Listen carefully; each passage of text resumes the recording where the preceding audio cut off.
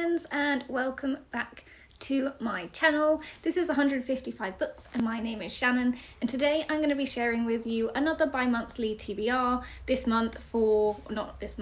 time for September and October. So this bi-monthly TBR is especially exciting for me because I am going to Scotland for about 5 days in September, or the end of August, beginning of September, but I'm treating the start of my holiday as if it's the start of September because I picked specific books to read and take with me on my journey to Scotland. So I've actually only got 6 books in this TBR video this time round, mainly because September and October is a very busy time for me at work as I work at a university, so it's obviously the start of the new academic year and it gets really busy, so I didn't want to overburden myself. But the first 4 books in my pile are the ones I plan to read in September, so without further ado, let's get into the books. So the first book on my list for September and the book I plan to read on the train on the way to Scotland is Hex by Jenny Fagan. This one I first saw a review from Ashley from A Frolic Through Fiction, and I immediately bought it. It's been on my TBR for quite a while now, but I was waiting for the perfect time to read it, and I feel like a train journey to Scotland is the perfect time, because this one, I'm going to read the synopsis because it's super interesting. But the synopsis is as follows. It's the 4th of December 1591. On this, the last night of her life in a prison cell several floors below Edinburgh's High Street, convicted witch Gellis, I do need to check that pronunciation because I don't think that's right, receives a mysterious visitor, Iris, who says she comes from a future where women are still prosecuted for who they are and what they believe. As the hours pass and dawn approaches, Gellis recounts the circumstances of her arrest, brutal torture, confession and trial, while Iris offers support, solace and the tantalising prospect of escape. And that just sounds so interesting and intriguing, and I love the fact that it's set over like an evening or the period of one night because it is very short. And another thing I love is that on the back it's blurred by Irvine Welsh, and I have read Trainspotting and I loved it, and it says one of the most stunning literary experiences I've had in years.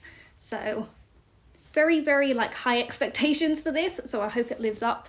But yes, I'm so excited to finally be getting around to reading this one. The next one on my list I plan to read while I'm in Scotland is Summer Water by Sarah Moss. I bought this last summer, but again was waiting for the perfect time to read it. This one is actually set in Scotland during the summer solstice, and it, I think, involves lots of different families and something that happens and all of their reactions or something. Again, I'm going to read the blurb because it just explains it much better. I have only read one other Sarah Moss book, and that was, I think, Ghost Wall, and that was kind of archaeology related, and I enjoyed it, kind of. It's just I didn't know what to expect going into it. Whereas this time, now I know what to expect from Sarah Moss going in, I'm even more excited, especially because of the circumstance and the synopsis of this one. But again, I'm just going to read it for you because then we all know what the book is going to be about. It is the summer solstice, but in the faded Scottish cabin park, the rain is unrelenting. 12 people on holiday with their families look on as the skies remain resolutely grey. A woman goes running up the ben as if fleeing. A teenage boy chances the dark waters of the loch in his kayak. A retired couple head out despite the downpour, driving too fast on the familiar bends. But there are newcomers too, and one particular family, a mother and daughter with the wrong clothes and the wrong manners, start to draw the attention of the others. Who are they? Where are they from? Should they be here at all? As darkness finally falls, something is unravelling. So intrigued. So I'm very excited, like I said, to see what Sarah Moss does with this one, with its setting and things like that. And again, because it's set in Scotland, but I'm hoping when I go, it's not going to be grey and dreary. I'm hoping it's going to be sunny, but I'm still excited for the Scottish setting. And the third book I plan to take on my Scottish travels is a non-fiction book, but it's really specific to the area in which I am going. So I'm going to visit family because my mum is Scottish, and she's from Dumfries and Galloway, so I will be in and around sort of Dumfries and Gatehouse of Fleet, and it's just great. I feel like it's going to take me back to my childhood, because obviously I used to go up in the summer a lot when I was little. So the reason why I've shared the location in which I will be going in Scotland is because this next book is about Dumfries and Galloway, which I'm so excited about. And again, I've had this one on my shelves for quite a while and have been waiting for the perfect time to read it. But it is Native by Patrick Lorre, and it's Life in a Vanishing Landscape. Now, as an archaeologist, or I studied archaeology at university, and landscapes were one of my favourite things ever. So when I was in a bookshop, I think in Bath, and I saw it on like the non-fiction table, I saw that it was about landscapes and obviously the countryside, and I picked it up and I read the blurb, and I read that it's based on a landscape, or the landscape of Dumfries and Galloway. I was like, this book was written for me, and it's also got really great reviews. So yes, I'm just super excited to dive into this one, and it's a kind of different non-fiction book to the ones I normally read. So again, widening my horizons of what I'm reading, so we love that. And again, I just want to read the last line of the synopsis because it's just chef's kiss, and the reason why I picked it up and bought it. But it says, in this book, he explores the enduring connection between humans, farming and nature to create a deeply personal and poignant record of life in a vanishing landscape. Amazing. So those are all the books that I obviously plan to take to Scotland with me, but now I want to get into my Shakespeare book for September, which is the next in the list chronologically, which is Henry VI, Part 2. This will be my first history, because I still haven't read a history. I've had Richard III on my shelves for ages, and again, still haven't read it.